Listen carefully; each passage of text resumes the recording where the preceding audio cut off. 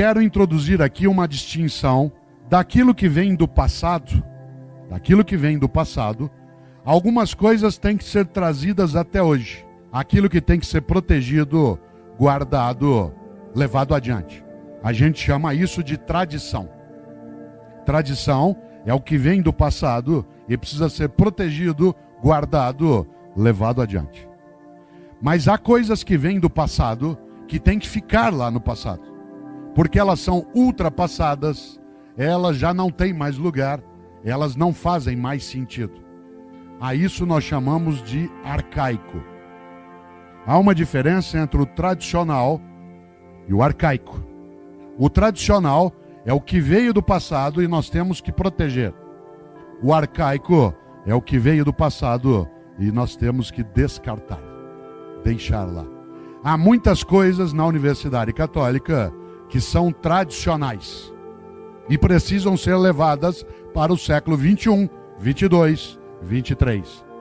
A atenção ao conteúdo, a formação humanista, o relacionamento saudável na convivência, a recusa ao egoísmo, a noção de acolhimento, o desejo de formar pessoas, isso é tradicional.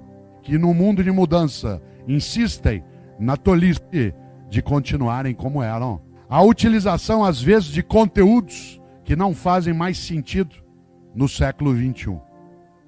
Temos de saber fazer uma separação do que veio do passado, o que é tradição e que nós vamos levar adiante, e o que é arcaico que nós vamos deixar no passado. Existe um verbo em alemão, e um verbo alemão que eu não saberia dizê-lo, mas aqui quem o fala, né, saberia fazê-lo, e ele representa muito bem o que eu quero dizer com isso, né?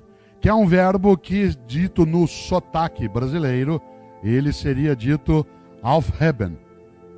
Aufheben. Que é um verbo em alemão que tem 3 significados ao mesmo tempo. Esse verbo, muito utilizado por Hegel no século XIX, tem 3 sentidos. O primeiro significa negar. O segundo é proteger. O terceiro é elevar.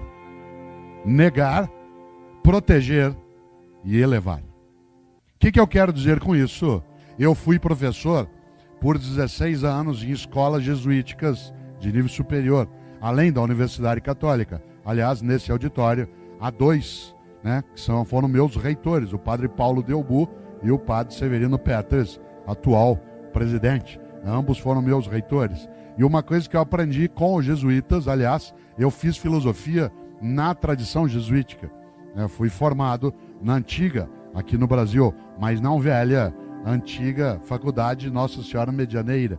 Isso significa que, nesta lógica, uma das coisas que eu admiro no centro universitário é que, embora seja uma estupenda escola de engenharia, ela oferece formação integral em relação à capacidade técnica, à capacidade de caridade, no sentido agápico do termo, da força do pensamento em volta das artes e da intervenção na sociedade. Por isso volto, para ir amarrando o meu raciocínio. Há coisas que nós negamos, o arcaico. Outras nós protegemos, o atenção ao conteúdo, o papel docente, e outras coisas nós temos que elevar. Isto é, ir adiante. Em outras palavras, não nos contentarmos com os modos como já fizemos as coisas. Aliás, uma das frases que eu mais gosto é de um grande norte-americano, que é ligado ao tempo do consumo e que todos os anos ele disputa quando há eleições nos Estados Unidos para a presidência da República, e ele perde todas as eleições. Mas ele não desiste, inclusive porque esse homem, chamado Ralph Nader, ele aprendeu uma coisa: não existe fracasso no erro, o fracasso está na desistência. Você não fracassa quando erra, fracassa quando, após ter errado, desiste. E Ralph Nader diz algo especial. Ele diz: o verdadeiro líder não forma seguidores, forma outros líderes. Digo de novo: o verdadeiro líder não forma seguidores, forma outros líderes. Porque quando eu formo, como docente, apenas um seguidor, nós ficamos onde já estávamos. Mas quando eu formo alguém que me ultrapassa, eu consigo elevar aquilo que a gente precisa. Eu queria trazer à tona duas reflexões, aliás, três delas. A primeira delas, há um grande português que viveu no Brasil, professora Terres, chamado Antônio Vieira. Antônio Vieira foi um grande padre jesuíta do século XVII.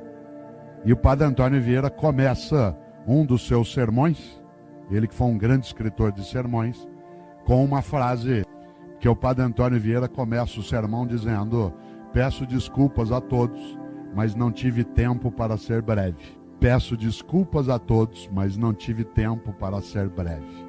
A segunda consideração que eu quero fazer: qual é, de fato, a escola que tem um professor e uma professora que respeitem a tradição e descartem o arcaico? Aquele que, além de uma insatisfação positiva, tenha humildade, mas especialmente tenha coragem. Coragem. Coragem não é ausência de medo. Coragem é a capacidade de enfrentar o medo. Coragem é a capacidade de iniciativa. Coragem é a capacidade de ir buscar em vez de aguardar. O velho aguarda, o idoso procura. Olha que coisa interessante. Eu quero lembrar algo, e aqui termino, que é uma das ideias que mais me perturba, no bom sentido, que é, na regra dos beneditinos, quando São Bento funda a ordem beneditina, ele faz uma regra, um conjunto de normas. Das regras beneditinas, quem aqui é beneditino sabe disso, a que eu mais aprecio é aquela que deveria se aplicar a todos os professores e professoras de escolas católicas. É a regra 34. A regra 34 dos beneditinos diz: é proibido resmungar. É proibido resmungar. Não é proibido discutir, não é proibido debater, não é proibido discordar. É proibido resmungar. O monge beneditino que resmungar, que murmurar, para usar o latim, ele é colocado fora. O que é resmungar? Resmungar é, em vez de fazer, dizer: alguém tem que fazer alguma coisa. Resmungar é andar pelos corredores dizendo que algo tem de ser feito. Resmunga aquele ou aquela que, em vez de acender uma vela, amaldiçoa a escuridão. O resmungante, e aí eu vou terminar. O resmungante é aquele que não entende o que disse um outro grande beneditino, e essa será a minha última frase, que é um homem do século XVI, um monge beneditino chamado François Rabelais. Para quem gosta de literatura francesa renascentista, François Rabelais, para usar o sotaque francês, tem uma frase que eu vou dizê-la duas vezes, inclusive para que a nossa tradução fique bem adequada.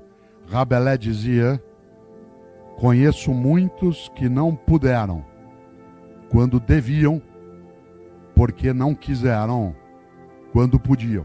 A gente quer, deve e pode. O professor adequado para a nossa escola é aquele que tem humildade, satisfação não completa, coragem e noção de urgência. É urgente. A gente quer, deve e pode. A gente faz. Obrigado.